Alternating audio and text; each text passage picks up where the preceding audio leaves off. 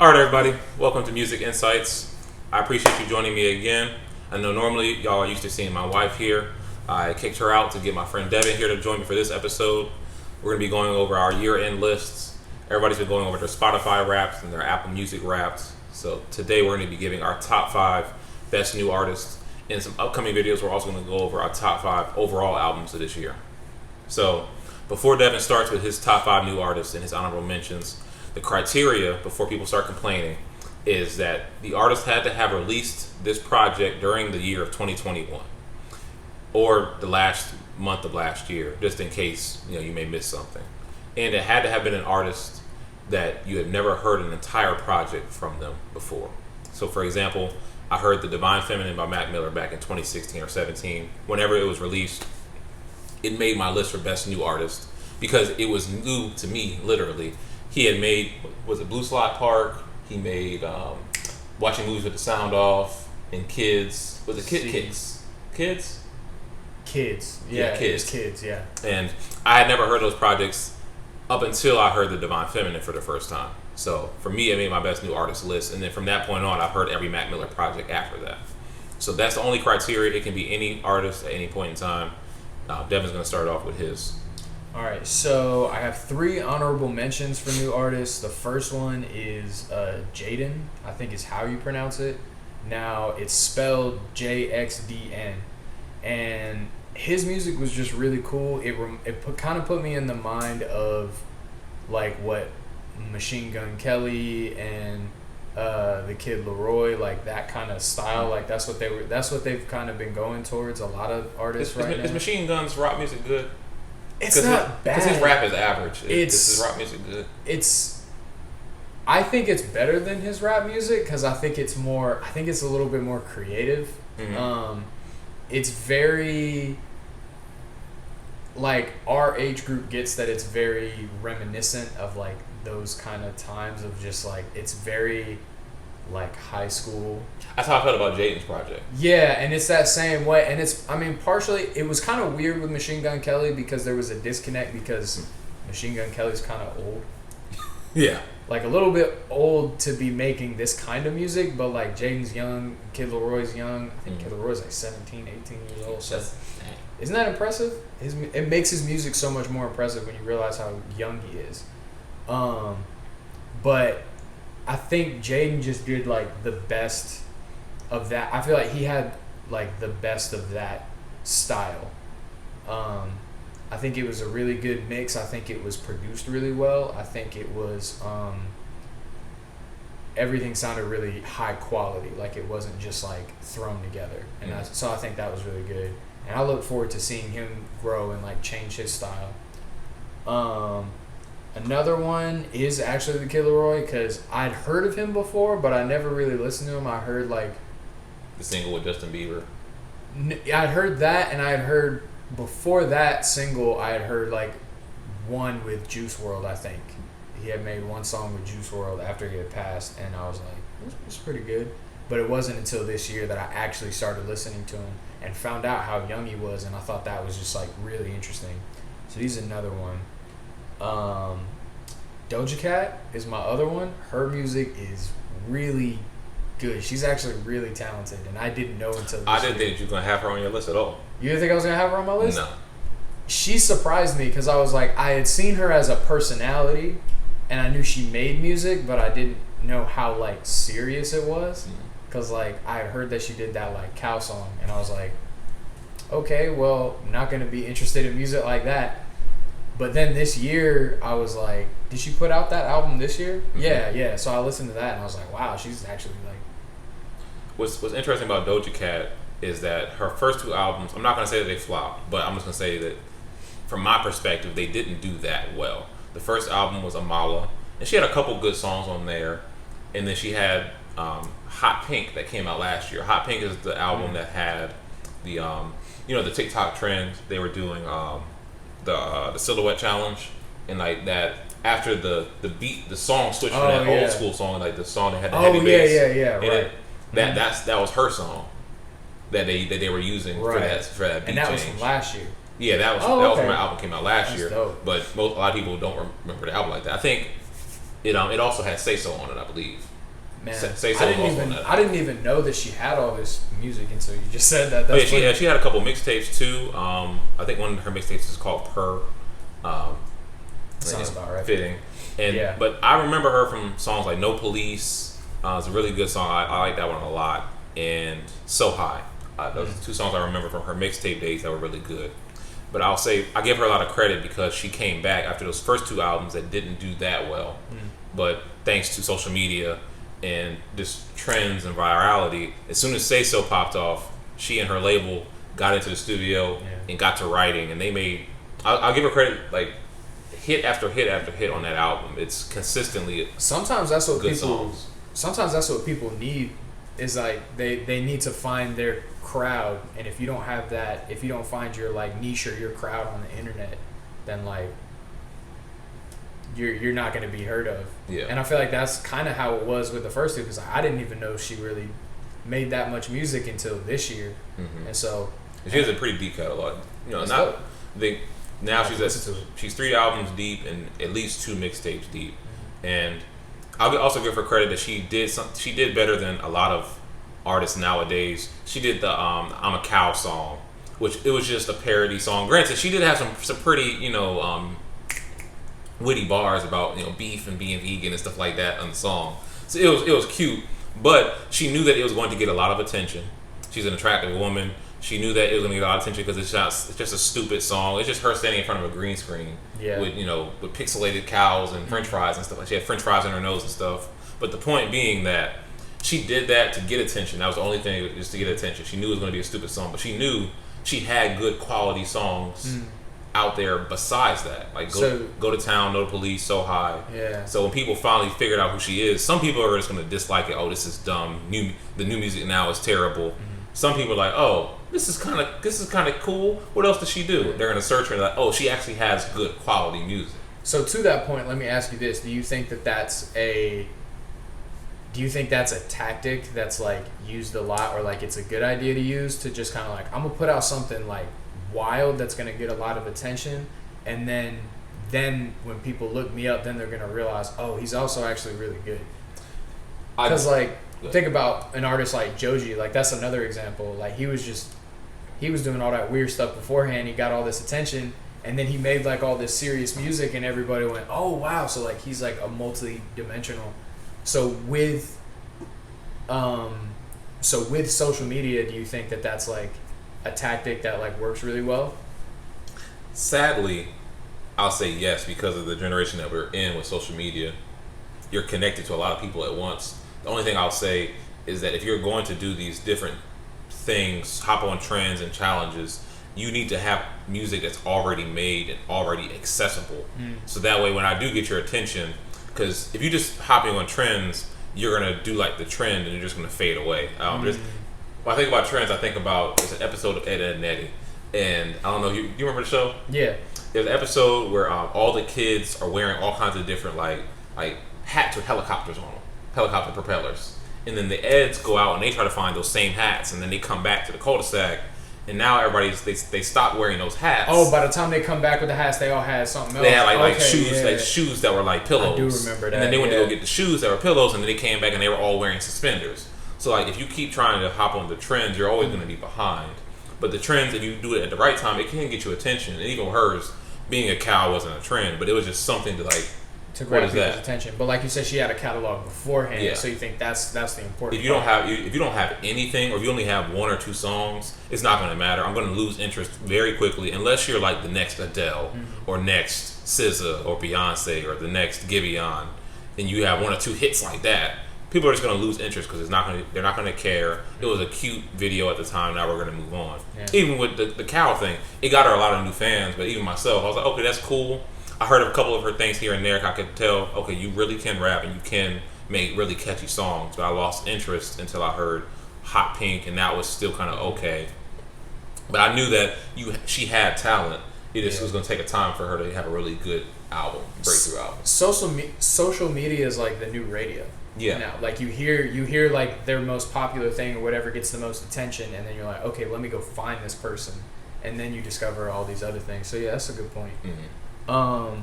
But now to my top 5 new artists for real.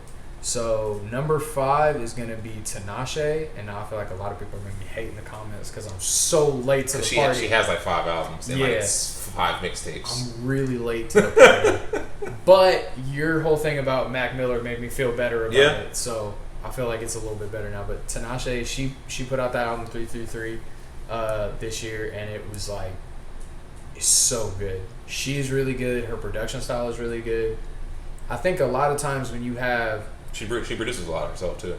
I read about that she actually does a lot of her own stuff, which is all the more interesting. And I feel like when a singer can also make their own music, that adds, you get exactly what they meant when they try to get it out. There's no other person kind of changing the message of what they're trying to get out.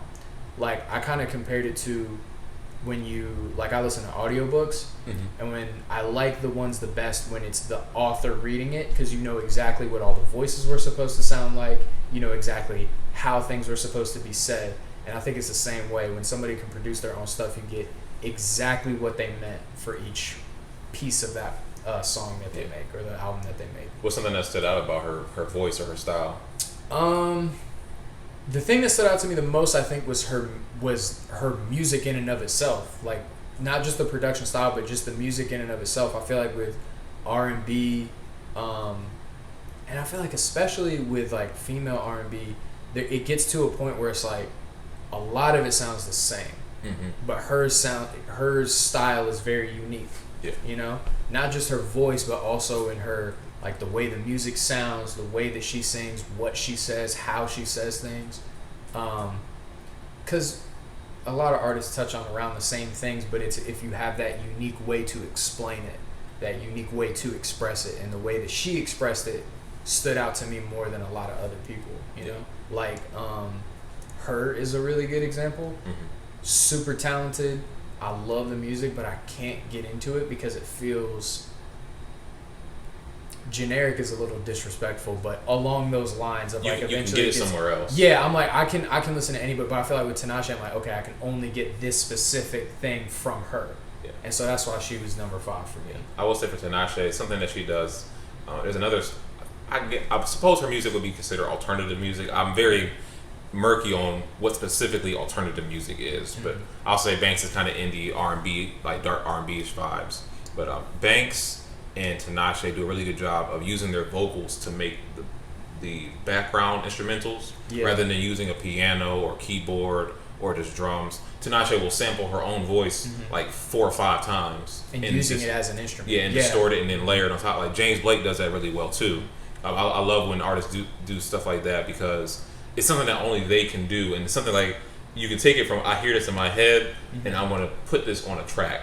Yeah. And just like you said, it's only something that only she can do because it's only her voice, it's only her style. Yeah. She in The Weeknd really came out for me earlier and kind of trendsetted that dark R&B vibes. I think she had a mixtape called Blackwater, which is something that you should check out too. Blackwater and Night Ride was a really good. It's either Night Ride or Joy. I think it's Night Ride is the mixtape that she put out because RCA wouldn't let her put out her album Joyride, so she released Night Ride instead. But she continues on with the vibes. She has the R&B, the pop vibes. So on this one, I did like. She really went deep into towards the end, like some alternative and pop songs. Yeah, because those are very different from her other songs. Right. So I think that she really got in her bag and tried a lot of different things here. Yeah, I'm looking forward to listening to like all of her discography because I feel like she's really versatile. I feel like she has the opportunity to do a lot of different things. All right, number 4 is a rapper named Sleepy Hollow. Dude is just raw. Like, he's really good, and he put me in the mind of Pop Smoke. That same kind of vibe, and he's got a very like addicting sound. And he put out an album this year called Still Sleep, and it was really good. He's another one who's really unique. Like, his voice kind of puts you in the mind, and like some of his style kind of puts you in the mind of Pop Smoke, but I don't think there's anybody that really sounds like Pop. Like Pop, and I don't think there's anyone that really sounds like Sleepy Hollow either, because he's got such a unique style. He has a song, and it's one of my most listened to songs this year was 2055. That song is so, and it's deep, it's dark. I think you would like it. It's really good. It's really melodic. And I listened to the album. I will say that Sleepy Hollow, sadly, I was looking forward to it. He was towards the bottom of, like, you gave me your 5, and he's my number 5. I had to put him at the bottom. It could be because I enjoyed everybody else a lot more. Yeah. But also because it's something about this album, it just didn't catch me very quickly. I feel like maybe it was just his level of lyricism or just his topics just wasn't catching me very well. I do like his voice. His tone sounds really good on the beat, and he picked beats that were good for his voice. Yeah, agreed. I think there's a level of there's a lot of room to grow. Like, he's not the wittiest, he's not the most clever. He's pretty straightforward, you know, with his lines and stuff and his punchlines, but I feel like his sound, if he keeps going the way he's going with his sound, he can be kind of like a Future, which is like really high praise because Future is one of my favorite artists ever. But the way Future is able to use his voice and his style and his music to create a vibe, and I feel like that's kind of what Sleepy Hollow does. It's a vibe, listening to him. So that's why I picked him. I think it's really good, and I'm looking forward to like what else he does because he's a really new artist. Gotcha. Let's see, where are we at? Number 3, Maxo Kream. That dude is God. Who was I comparing him to the other day? You told me, I can't remember. It was just last week. Yeah, it was. Oh well, but did you hear Brandon Banks? I haven't heard Brandon Banks yet, or whichever one is the previous album before this. I haven't. Okay. I haven't. I didn't. Like, I just found out. Well, no, you wouldn't have. Yeah. That's why he's number 3 on my list, and his album is one of the best rap albums of the year, which is, there's a lot of rap albums this year, but he had one of the best ones. I think his. When was your first time hearing of Maxo? My first time was, I had heard something with him in it last year, and it kind of, I think it was. See, I'm not even going to try and guess what it was. I had heard something of his last year that he was featured on, and I was like, man, this is really good. And he put me in the mind of like a very 90s style rapper. Mm-hmm. But he was able to kind of take the new wave and make it his own, and kind of combine old school, new school, put it all together and make it sound really dope in a way that very few artists do. Yeah. You know, I feel like Pusha T is a rapper who like prides himself on doing that, but like, you don't really listen to Pusha T. Like, I like him, and every once in a while I find a song, probably more like a song about like Clips, but like still like that. It's hard to bring that old school into the new school and combine it and make it to something that's like really, really good that you can listen to a lot. And Maxo Kream is a really good one. And I think the first time that I really paid attention was when he had that single with Tyler. Yeah. And I was like, that's cool. Big Persona? Yeah, Big Persona. I was like, wow. I need to know who produced that. I'm curious to see if Tyler produced it. I don't know if he did, but I need to see who produced that because the beat was hard. My guess is that he did produce it because a lot of artists who produce music have tells, and a lot of different producers have tells. Not just like their taglines and stuff, but I can definitely tell when Pharrell produces a song. You know, I can tell when. I feel like I can tell when Tyler and the horns gave it away. To me, I feel like the horns have a lot to do with it. So I feel like Tyler probably. I'll check it out. I'll answer it. I'll put something on the screen, or let somebody know who produced it. But Big Persona. Blank produced it. You're welcome. Yeah, but Tyler's verse and just the energy Tyler brought on that was amazing. Your favorite track from there? My favorite track might be Big Persona. I think I really liked the name. I'm blanking on the name. The one he did with ASAP was really good too. Streets Alone. Streets Alone. Yeah, Streets Alone. And then the one I might listen to the most, I'm so bad with song names because that's an album that I listen to like in its entirety, and whenever I do that I always forget the names, but the one where he was talking about like either his friend or his brother passing away, and he was like storytelling the whole time. Test. No, not Test. It's toward the end. It's either called Drive or it's you can pull it up. Yeah, I know it's not the one with Don Toliver. I think it's the one where it's right after Mama's Purse. No, I think it's just him. It's right after Mama's Purse. Let's see. All right, let's figure it out. Weight of the World. That was the name of the album.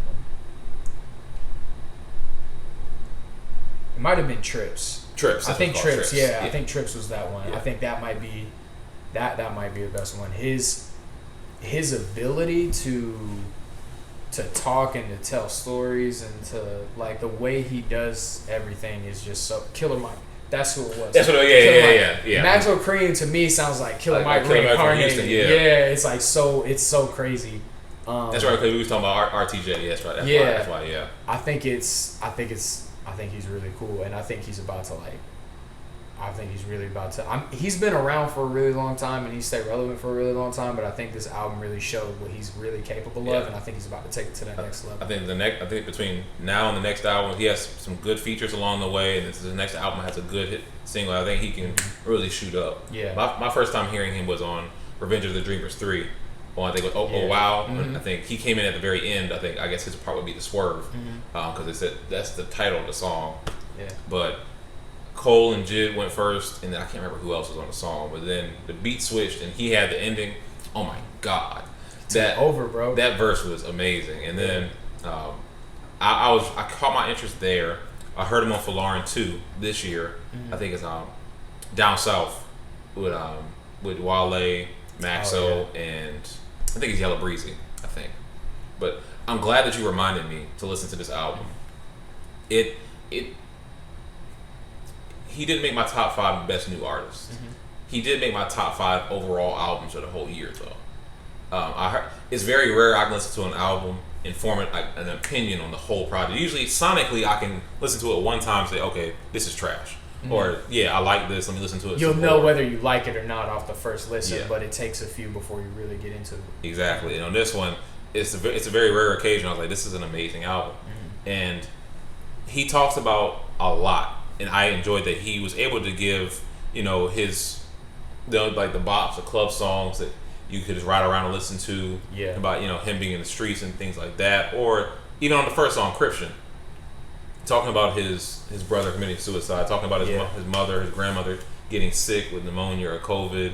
And songs like They Say, dealing with people always having an opinion about you, all the things, all the things that they say that you are, all the things that they say that you're not, and trying to figure out who you are, or just shaking all that negative talk off.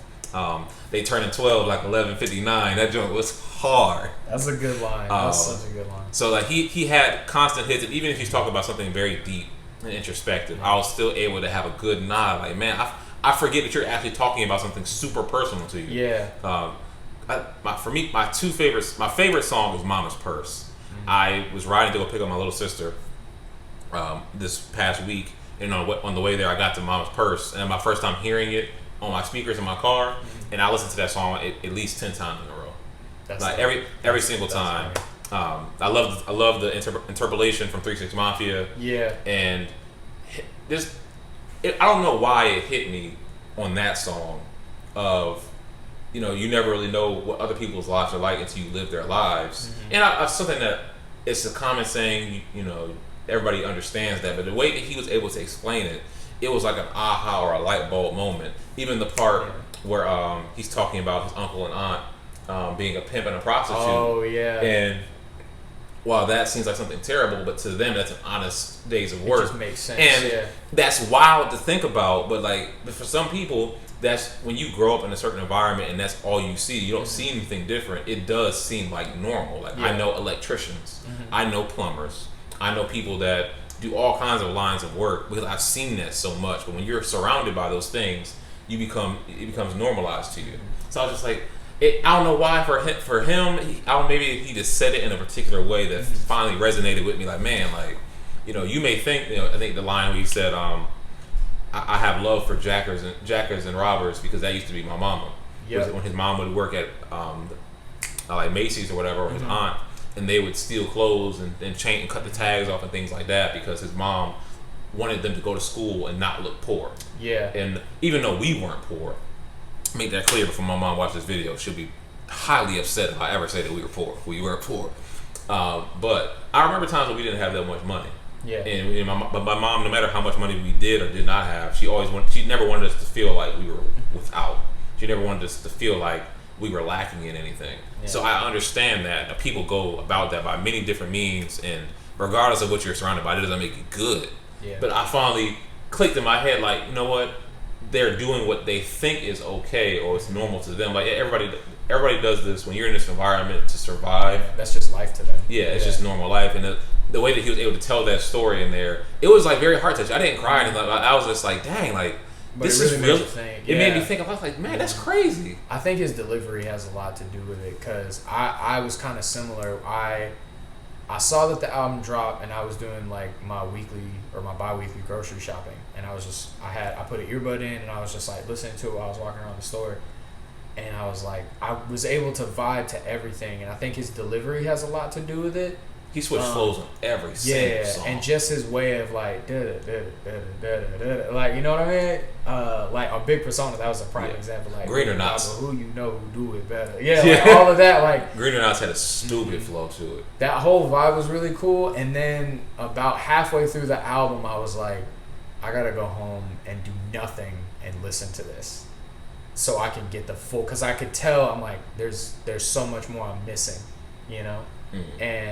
And then I did. I went home and I listened to it, and I was like, yeah, this is something different. This is something special. So he's a really special artist, and I look forward to seeing what else he does. Yeah. And I'm probably gonna go like back into his discography and listen.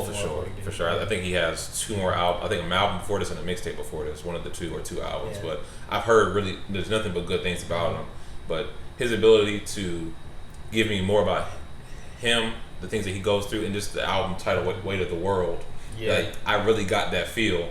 You're dealing, even all the things that he's going through with him being in gangs and going through street life, he still has to deal with. It's one thing for a parent to lose a child, but you lose, a mother losing their son to suicide, and then you have to watch your mother go through those things. Going back to Mama's Purse again, he felt like he could just change all that by just giving his mom material things. Yeah, and he quickly found out that didn't help. It just made things worse. I remember that when he was talking about that part specifically. I was like. And it just opened up my mind's eye to a lot of different situations, personal situations of people I know, and just of this person. Like, you have a gift in telling stories and talking about your life, and I give him a lot of credit too. You have a sibling that committed suicide, and you going through personal struggles on your own, being able to take all that and make an album out of it, and not just like a good sounding album. It takes a lot of credit. I give him a lot of credit for doing that. That's a blessing to have that ability to be able to communicate your thoughts and feelings with people like that. Yeah, he has a sound that's like, it's starting to get more popular, and I'm happy to hear it. Like, people like Maxo, Benny the Butcher, Freddie Gibbs, like all that, like that style is really, I'm glad to see it like kind of resurging again and getting more popular. And I feel like Maxo can like lead the charge in that. I feel like he can lead the way for a lot of other artists. Yeah.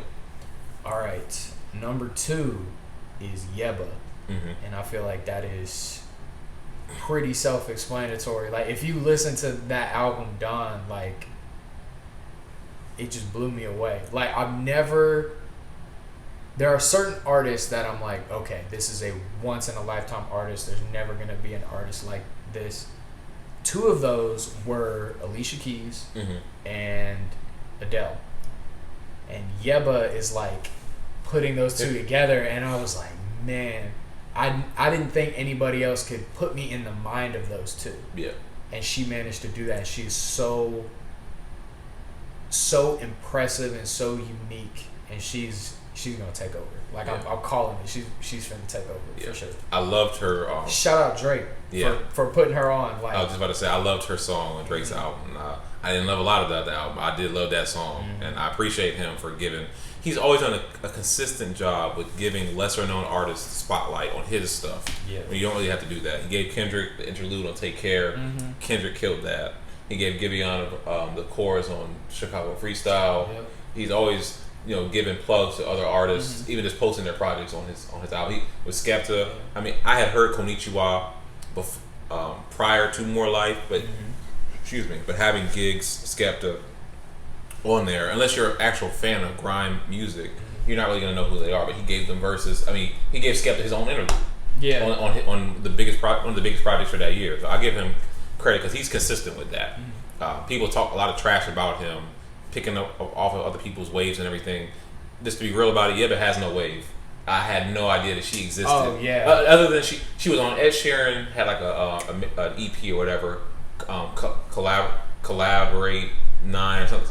He had Cardi B and Camila Cabello and all kinds of other artists on there. It was decent, but she was on there. Yeah, the collab album that Sharon did. Okay, yeah, it's like black and white with like a spiral. Yeah. She was on there. I was like, okay, her voice is her voice is cool. But I didn't care about the album like that, so I kind of just continued on. Yeah. But he gave her a full song all to herself on one of the biggest albums of this year, and she really shined through. I really love that. I think my biggest thing is it's just her voice. It's just I look for unique in anything that I listen to. You know, all of my favorite artists are artists that you hear them say one word and you know exactly who you're listening to. And Yebba has that. She has this voice that just, you know who that is.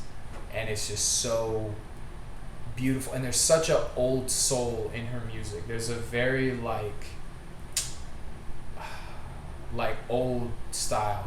Like I can just see her and some dude on a piano, and that's it. Like you know what I mean? Like it's just that vibe, and so I think she's really cool. I feel like she's gonna take over. Yeah, so an artist that reminded me of her. It was only on a couple songs, but Adele was one of them. I didn't think about Alicia, but Alicia for sure.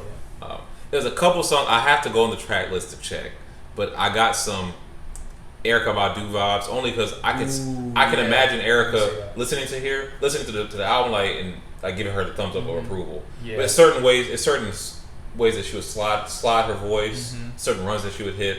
There's a couple. I can't remember the name of the song towards the bottom half of the album. I was like, Erykah would do this. She would put a little bit more Badu-ism type of feel on it. Yeah. But Erykah would do something similar to this. You can see the inspiration. Yeah. But I definitely see Adele and Alicia Keys more. I think Erykah was just somebody that popped up maybe because of a couple good runs or a particular song. Yeah. And then it's really cool when you see an artist who maybe hasn't been around for a really long time. Like she's pretty new to music in general, but she gets big names. She had Smino, A$AP Rocky. Smino verse was solid. Oh yeah.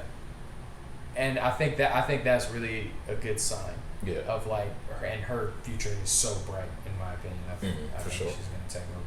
So you're number one. All right. So my number one new artist is, and it's funny because I'm probably gonna butcher his name, which is disrespectful. But my number one new artist is, I think it's Reprid. I may be saying that wrong. He, I didn't hear of him until this year. I didn't hear of him actually until, it's December now. I didn't hear of him until last month. Oh wow! I found him last month. I heard him. I was scrolling through TikTok and I saw him and he looked odd. He looked like that. Yeah, I saw that. And I was like, when I pulled it, I was like, what is this music gonna sound like? I was like, okay. But then I heard him singing, and he's one of those people who's he's not, the world's most talented singer, but he has a voice that you can feel every word that he's saying. And so he put out a bunch of singles, which is how I found him. He put out a bunch of singles this year, and then I found out he put out an album late last year, and I listened to that, and I was just blown away by his style. He's got a very it's I forget what they call it, but it's like that depressed rap, like XXXTentacion or Rod Wave, like that style. But then he can switch it up, and he just did a ballad. I thought that was really cool. Good versatility. Yeah, his versatility is really impressive, and I think he's gonna be somebody to really look out for. I see him staying kind of niche and underground, but I kind of like that. I think there's a lot of artists who shine their best when they have a more intimate, exposure, I guess is the best way to put it. Their exposure is a little bit smaller, so. But yeah, that's gonna be my number one for sure. Okay, that's a very solid top five. All right, going on to my top five best new artists of the year. Appreciate Devin on that. So, oh man, I just had an artist on the top of my head. I wanted to give them a shout out, but I can't remember their name now. God. I had one. There's one more I wanted to name, and I couldn't remember who it was. That kills me. But anyway, so sorry. If I remember it, I'll mention it. My honorable mentions for this year is an artist I actually found off of TikTok. So for the people out there that still want to get their music discovered off of TikTok, continue to do that. He did something interesting. He had a music page, and I followed him because he would say, well, if you like D'Angelo, listen to these artists. And he would put up just different random, all kinds of indie artists. I was finding a lot of great new artists through him too. So I liked that he was plugging all kinds of artists as well. But interestingly, he would plug his own music in there, or like during that video, he'd have his song in the background playing, and people were like, oh, like who's this artist that you're playing right now? He's like, oh, that's my song in the comments. That's so smart. Or like while he's listening, like if you like D'Angelo, listen to this person. Or like Anderson .Paak, if you like Anderson .Paak, listen to these people. Yeah. And he wouldn't tell anybody that he was that person.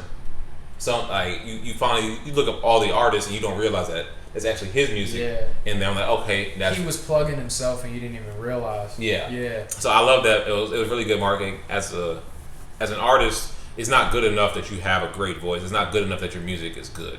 That, to be real about it, a lot of people make good music, but you have to find a way to get people to listen in a not spammy, annoying way. Hey, come check out my new single. You have to be creative. You have to find something, and it has to be good quality music. But Flozigg, I found him on TikTok, and I really enjoyed his music. He had a album that came out this year. I'm sorry, EP. To be technical, I know how artists can be touchy. He had a mixtape EP come out this year called Beige, and I listened to his mixtape from last year called Burgundy. Beautiful projects. He has one of those like late night quiet storm talking voices. Yeah. Hey ladies, come by and get like he has one of them. Mm-hmm. So yeah, it helps out even just him talking normally. Mm-hmm. But he has a good falsetto in his voice. Has a great bounce, soulful feel to his music. So that provides a great range of what I'm hearing. Mm-hmm. It really reminds me of, I love the internet. The lead singer being Sid from Odd Future. So it put me in the vein of that.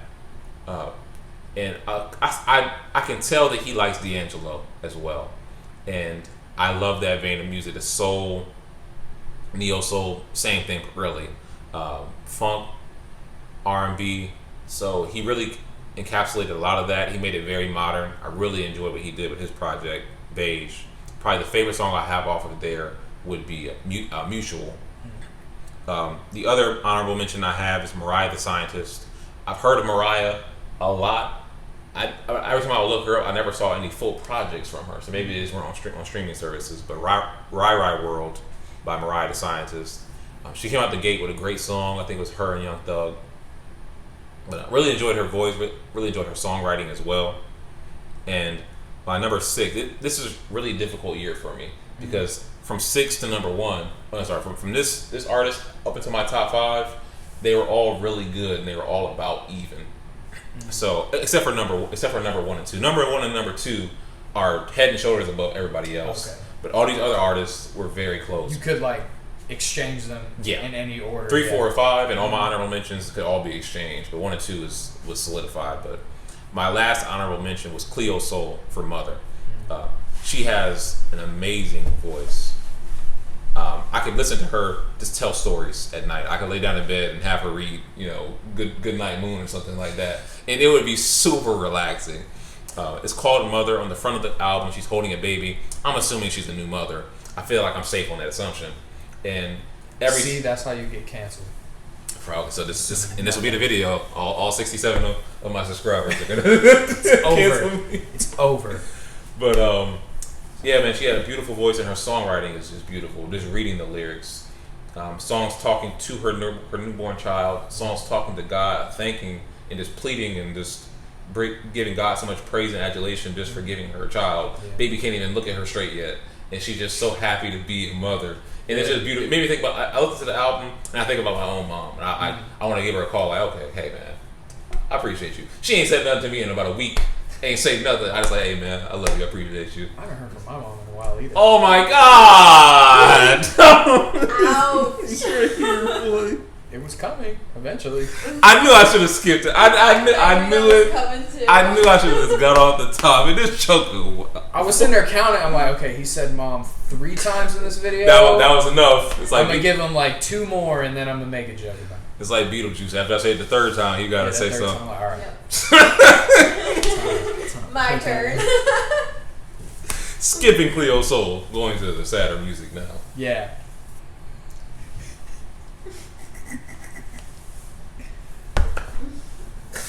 Oh, yeah, boy. let's stop talking about moms for a second. I mean, you were talking about Mama's purse for like 20 minutes. I didn't notice that earlier. Anyway, going back to my list. You gotta do something with this dude. My list of top 5 favorite artists. Now going to my actual rankings. I have number 5, Alpha by Charlotte Day Wilson. Beautiful voice, great songwriter. I had heard of Charlotte Day Wilson because I like Bad Bad Not Good, who also have a pretty good project this year as well. I've heard her on some of their projects, and I want to say she's worked with K Tronada on some of his projects. I just can't remember all for sure. But I know she's worked with Bad Bad Not Good. They're also featured on Alpha. Her songwriting is great. Mountains, beautiful song, and I love how she layered her voice so much that like it sounds like a choir, but it's not. It's just her voice back there. And she was also sampled. More shout outs to Drake. She was sampled on Fair Trade, featuring Travis Scott, and I couldn't tell at first. You can't say his name. Hey, he got enough problems to worry about. He ain't worried about me. 57 subscribers. He ain't worried about me right now. He got other problems. But at the end of the song, he does show the sample. He plays just the actual song and not the chopped up sample that he used. Yeah. It was a really good use of her song as well. They need to work together. I feel like that'd be really interesting. Oh, absolutely, absolutely. I could hear him giving her a good verse, or even I would love a duet between the two of them too. I feel like 40 would probably have to produce it because he has to curate the sound to make sure it goes with Drake's. Because I feel like for him to do really well, he's a little bit more limited on what he can do really well. Oh yeah, especially in comparison. Yeah, in comparison to her voice, I don't think his voice would go well on her vibe that she's going for, especially not on Alpha. Yeah. But great songwriter. I really enjoyed how she's able to give out complex emotions about her relationships and about herself on here. Definitely listen to Mountains if you haven't heard Charlotte Day Wilson before. My number 4 pick was Goldmouth by Lute.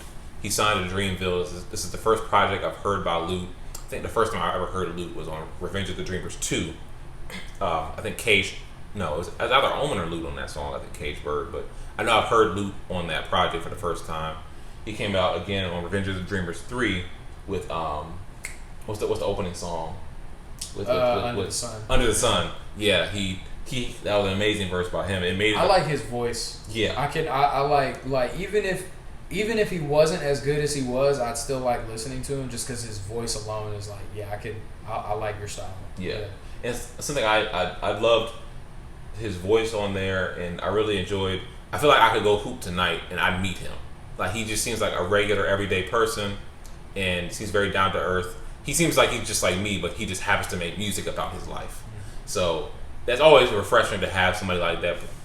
Other than the glitz and the glamour of your big pop stars, your big rap and rock stars that you have, which makes him fit so well on the label that he's with. Absolutely. So he's very grounded artist for sure. Probably the best song on there for me is he has a song with Cause called Bird's Eye View.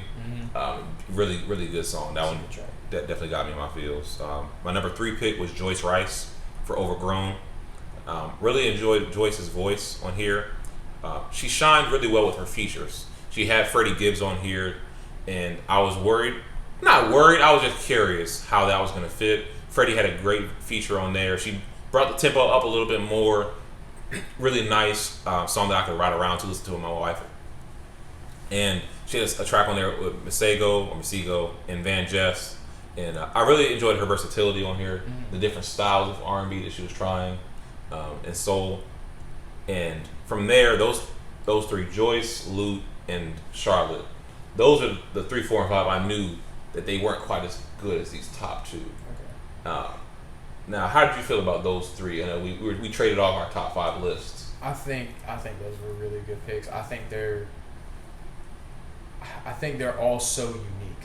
I think we're similar in that sense of like we're really attracted to people that you can't get this sound anywhere else. Yeah. And so I think those are really good picks, and your honorable mentions are good too. So. Did you hear about anybody on this list before we traded? Because I didn't hear about any of yours other than Maxo. I had heard of them. I didn't give them like really thorough listens. But like I've heard music from all of them. Okay. Okay, I know probably the one I listen to most would either be Lute or Mariah the Scientist. Okay, because I know you have to give me some more projects by Mariah so I can listen to them later. And I think you have a more distinguished palette of music than I do. You had a lot more genres to provide than I did. Thank you. I'm taking over this show now. This is my show. That's fine. So I'm more distinguished. A number 2 pick was If Orange Was a Color by Tems. This was very difficult to choose. I'll put Tems at number 2 only because it wasn't a full project, and my number 1 gave me a full album that I really enjoyed. Tems' voice is very unique. I really liked that she helped me to get more into the Afro beats wave that's going on right now. I've heard of WizKid, I've listened to Burna Boy as well, but it's sad to say male singers aren't really doing very well because a lot of them sound like rappers. And for some reason I just enjoy female singers a lot more. I don't know if it's just their delivery, the voice quality, or whatever it is. Maybe it's just more so now because old school male singers, I really do enjoy them a lot as well. But Tems, she just did such a great job. And then I think her previous mixtape or EP from last year, For Broken Hearts, really beautiful project as well. I did listen to that. That was really good. She delivers her emotions really well in her music. She brings her. I don't want to get it wrong on where she's from, so I'm not going to say what country in Africa she's from. I don't want to get it wrong because my African brothers sisters are extremely sensitive about that. I want to say Nigeria, but I think I'm wrong, and I'm not going to check right now because I'm lazy. But if nothing else from my list, definitely listen to Tems, If Orange Was a Color. I think she's a very unique artist. She got a big hit this past year working with was it WizKid on Nobody. What's the name of the song? I'm terrible with that. I know what song you're talking about, but I'm so bad. Because they did the remix with Justin Bieber, which was kind of unnecessary, but it helped to get to number 1. Having Justin Bieber on a song is never necessary. And that's no disrespect, but he always does that. He just randomly just pops up on why? Where did y'all get Justin Bieber connection? Like, what did this happen? But I will say though, just randomly, because I didn't count this album because it came out like a couple of days ago, but Juice WRLD's album, the one with Justin Bieber, is the best song on the record. Really? It's really good. Because of Justin? Yeah. Huh. The older he's gotten, the better. Like, he has really like gotten better every time. I feel like he's gotten a little bit better every time. So I'm probably not gonna listen to it. That's what's up. No, I'm saying no. My sister listened to the album. She said it was good. So it's so unnecessary. His features are so unnecessary. I probably will listen to the album. Good. Probably not for Justin, but I probably listen to the album in general. It's good. It's worth listening to. Okay. Yeah, she said that was one of her favorites of the whole year, and it just came out. So, but Justin, he has gotten better. I think the only project I enjoyed from front to back by Justin was Journals, and that was years ago. I only know them based off of the cover. It's the all white cover with like just purple shapes on it. Yeah, I liked that one was good. I like the one, I think it's like red. What was his last one? Changes. Yeah, Changes was really. I like Changes. Justice was his last one. Changes was by far the best though. Changes was really good. I even like the one that was like filled with all those weird features that didn't make any sense. I think that was Changes. No. Yeah, I mean, I did. The black and white one. He had Nas and Big Sean. Yeah, he had Nas, Big Sean. I'm like, where'd you get Nas Travis from? Scott, yeah. The Travis Scott song was good. Nas loves him. I don't know. I feel like that's just based off of financial security.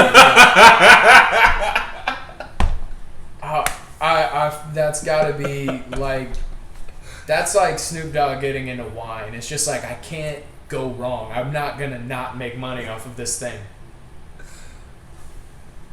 Nasir Jones, I love your music. I don't know what I'm not affiliated with that last comment. I think he's a genius. I just think he's also like a financial genius. It's part of his investments. Yeah. Like, I know he's invested in crypto. Yeah, but he's invested in Justin Bieber. Yeah, I think it's an investment at the very least. Yeah.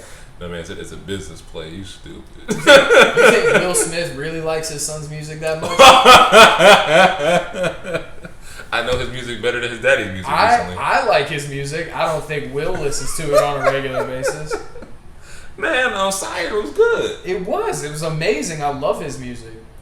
Iris is one of my favorite albums. You don't think that Will like it? I think it's very good for Will to.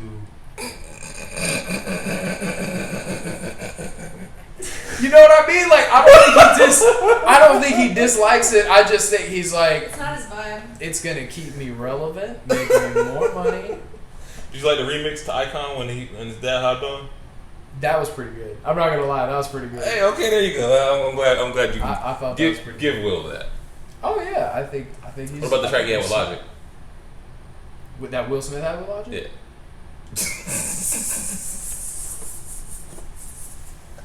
Can we talk about like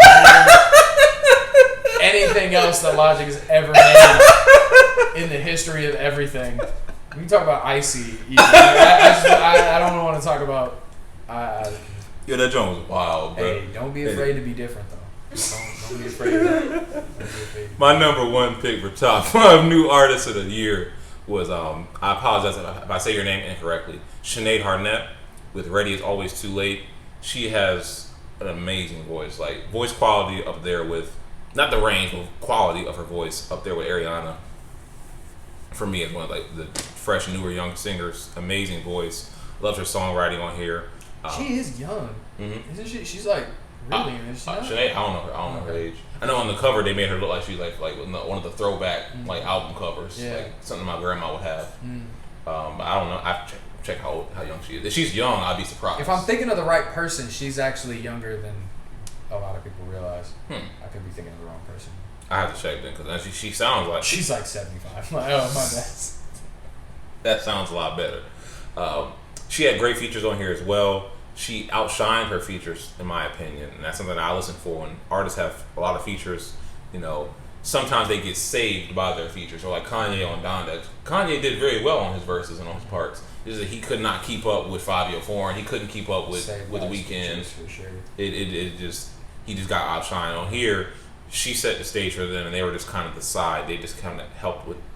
Made more of additions to the project, and I really enjoyed that. With singers, it's nice to have that separation. Like I can't think of many albums where I'm like, yeah, I'll listen to them sing the whole time. Even rappers, like I'll take a break. Yeah, I'll listen to somebody else for a minute. Like, yeah, I'm specifically talking about J. Cole. I'm just kidding. Yeah, definitely cutting that out.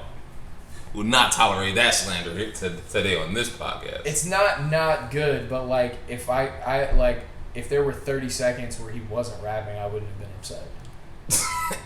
That sounds so much worse than how it came across. Okay. You're gonna go bald. What? For that comment, you're probably gonna go bald. I'm gonna go bald. Probably. Alright, that's fine. I'll still dress better than J. Cole. So that's not difficult. But I definitely would advise "Ready Is Always Too Late" by Sinéad Harnett. Check out the song with Earth Gang, and I hate that I can't remember the name of the song, but you'll see it immediately. Really great duet between them on there. I really love that song. So that wraps up my top 5. Wraps up out of your top 5. I will definitely say that Maxo is the standout. Out of your 5. I think so. I think so too. I think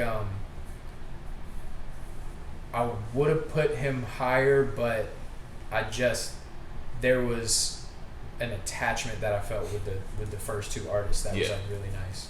So I think, but yeah, I felt like he was the standout for sure. Really, excuse me. Other than Tems and Sinead, I think he's the standout out of all 5 or 8 of mine as well. It's difficult for me to put a rapper above a very good singer. You have to be exceptional, but he's challenging for sure. I think someone should tell Tems that orange is a color. I won't be the one to tell her. Please cut that joke out. She can say whatever she wants about any color, as long as she keeps singing the way that she does. But that wraps up our list. In the comment section, let us know who your top 5 artists for this year. Make sure that you get some recommendations so that anybody watching this video can catch on to any new artists that may have came out that they missed, and some albums and artists that you're looking forward to next year as well, so we can keep an eye out for that. Who had the better list? It's my show, so it's definitely me. But I have the better palette, right? I mean, not if I cut out all your parts. Okay, yeah, that's fair. Then they're definitely going to be me. Then you're just going to have a show that's like a J. Cole album. It's just you the whole time. We'll see y'all next week. Thank you. This dude, right? You're fired.